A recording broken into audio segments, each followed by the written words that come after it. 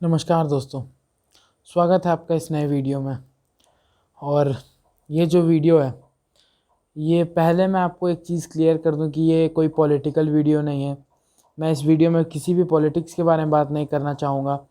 इस वीडियो में मैं कुछ बेसिक चीज़ के बारे में बात करना चाहूँगा, क्योंकि मैं as a class 10th student, जो मैंने अभी तक पढ़ा है अपने पॉलिटिकल साइंस में या सिविक्स में, जो मैंने लॉ के बारे में पढ़ा है, जो आप सभी लोगों ने पढ़ा है, क्योंकि आप सभी लोग एजुकेटेड हो, पर क्योंकि हमारे जो लॉ मेकर्स हैं, जो chief minister, prime minister, minister, सांसद, विधायक, ये सारे जो हमारे लॉ मेकर्स हैं, क्योंकि ये लोग लॉज को नहीं समझ पा रहे हैं।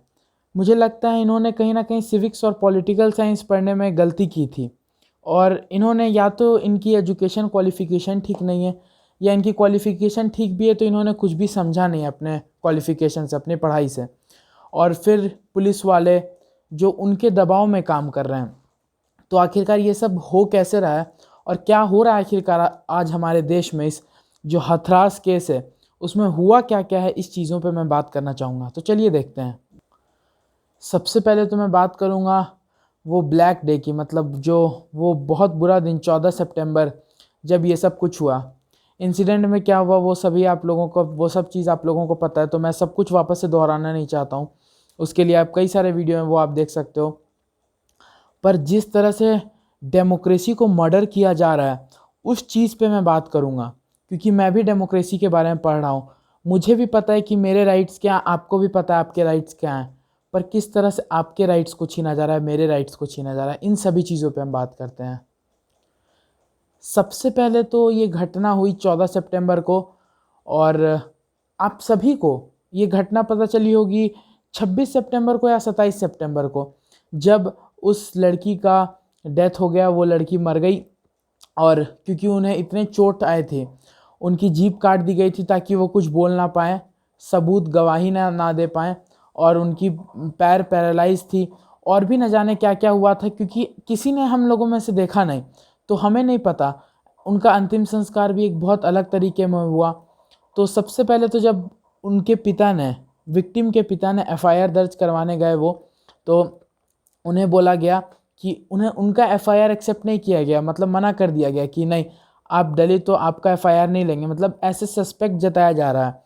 तो सबसे पहली बात तो कि उन्हें कास्ट के बेसिस पे डिस्क्रिमिनेट किया गया। तो जो राइट टू इक्वालिटी के अंडर ये एक बहुत बड़ा डिस्क्रिमिनेशन किया है इन्होंने, मतलब ये राइट टू इक्वालिटी का वायलेशन है। फिर मैं बात करूं जब हथरास रेप केस विक्टिम की डेथ हो जाती है, और उसके बाद जब लोगों का गुस्सा भड़क उठता है कि आखिरकार ये हमारे देश में क्या हो रहा है, ये सब क्यों हो रहा है, तो मैं बात करूं हमारे जो वुमेन अफेयर्स मिनिस्ट्री हैं, जो उसकी मिनिस्टर हैं स्मृति ईरानी जी, उन्होंने मतलब ये केस हो जाने के 19 दिन बाद 3 अक्टूबर को अपना मुंह खोला, मतलब 3 अक्टूबर को बोला कि हाँ ये जो हुआ हमें इसका बहुत खेद है, ये वो, मतलब ऐसे ही कुछ पॉलिटिकल बात की उन्होंने। और मतलब अभी तक जो चीफ मिनिस्टर है यूपी के, वो रेप केस विक्टिम के पिता से मिलने नहीं गए, उनकी फैमिली की जानकारी नहीं ली। मतलब यहाँ तक कि अब डेमोक्रेसी इतना गिर गया हमारे देश का कि जो रेप केस विक्टिम थी उनकी बॉडी भी नहीं दी गई। तो ये दूसरी चीज़ हो जाती है, डेथ के बाद जब बॉडी नहीं दी जाती है, और बॉडी को रात में 2:30 बजे जला दिया जाता है, और बिना फैमिली कंसेंट के। और उस समय क्या किया जाता है कि फैमिली को उनके ही गांव में, उनके ही घर में 100 पुलिस जवानों से घेर दिया जाता है, और उन्हें बंद कर दिया जाता है ताकि वो कुछ भी देख ना पाए, वो कुछ भी बोल ना पाए। और पुलिस वाले कहते हैं कि नहीं, ये फैमिली के कंसेंट से हुआ है, फैमिली रात में डेड बॉडी जलाने को राज़ी थी। ये पहला झूठ। दूसरी बात, जब एक कांस्टेबल से पूछा गया, पुलिस वालों ने जब इस पे जवाब दिया, जब मीडिया वालों ने सवाल किया, तो पुलिस वालों ने कहा मैं एक बहुत थर्ड क्लास का पुलिसमैन हूँ, मैं इस पे कुछ भी नहीं कह सकता हूँ, मुझे बोलने का अधिकार नहीं है। तो इस तरह से उसने बात टाल दी। फिर बात आती डीएम की। जब डीएम की तस्वीर देखी गई कि वो डीएम हंस रहे हैं, इन सब चीज़ को देखते हुए भी डीएम हंस रहे हैं, वहाँ के हथरास के डीएम, तो ये दो बहुत आपत्तिजनक चीज़ हुई हैं उस समय तक की मैं बात करूं। फिर अगले दिन की मैं बात करूं, जब मीडिया वालों को हथरास जाने नहीं दिया जा रहा था। मीडिया वालों या किसी भी पॉलिटिशियन, किसी भी नेता को हथरास जाने नहीं दिया जा रहा था, ताकि वो जाएंगे तो फिर फैमिली वालों से बात करेंगे, सच पता चल जाएगा सभी को, तो इसीलिए उन्हें हथरास जाने नहीं दिया जा रहा था। फिर वहाँ के डीएम, उसी डीएम का आपने एक वायरल वीडियो देखा होगा जिसमें वो उनके परिवार वालों को भड़का रहे हैं, हड़का रहे हैं कि आप अपना बयान वापस ले लो, आप अपना बयान अभी भी बदल सकते हो। तो ये सब चीज़ डीएम ने कहा जो बहुत ही गलत हुआ। और मेरे ख्याल से इसमें डीएम की भी गलती नहीं, इसमें यूपी पुलिस की भी गलती नहीं है, इसमें गलती माननीय मुख्यमंत्री योगी आदित्यनाथ जी की है। आखिरकार मेरे हिसाब से तो ये लोग कठपुतली ही हैं, डीएम, वहाँ के कांस्टेबल, वहाँ के पुलिस इंस्पेक्टर, वहाँ के एसपी, सब कठपुतली हैं। यूपी पुलिस, पूरी यूपी पुलिस कठपुतली है। जो यूपी गवर्नमेंट है, जो यूपी की सरकार है, जो भ्रष्ट सरकार है, उसकी पूरी, ये सारे लोग कठपुतली हैं। फिर अब हथरास किसी को जाने नहीं दिया गया। गांव के बाहर पूरी तरफ से पुलिस घिरी हुई थी, मतलब बहुत ज़्यादा पुलिस फोर्स थी वहाँ पे, तो जाने नहीं दिया गया।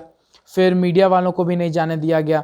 जब राहुल गांधी हथरास जाने की कोशिश करते हैं, 1 अक्टूबर की ये बात है, तो उन्हें जाने नहीं दिया जाता है, उन्हें रास्ते पे धक्का देकर गिरा दिया जाता है। तो एक सिटिंग एमपी, लोकसभा एमपी से इस तरह का व्यवहार किया जाता है। उसके अगले दिन की मैं बात करूं, 2 अक्टूबर की, जब बाकी और पॉलिटिशियंस वहां पहुंचने की कोशिश करते हैं, Derek O'Brien, all India Trinamool Congress के सिटिंग राज्यसभा एमपी, जब वो जाने की कोशिश करते हैं, वो गांव से मात्र 1 किलोमीटर दूर रह गए और उन्हें धक्का देकर गिरा दिया गया।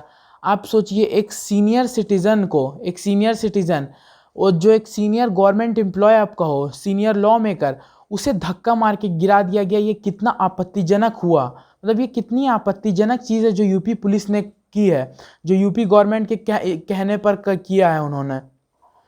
फिर जब राहुल गांधी जाने की कोशिश करते हैं तो उसके बाद पूरी धारा 144 लगा दी जाती है और बहाना ये दिया जाता है कि कोरोना संक्रमण का बहुत खतरा है।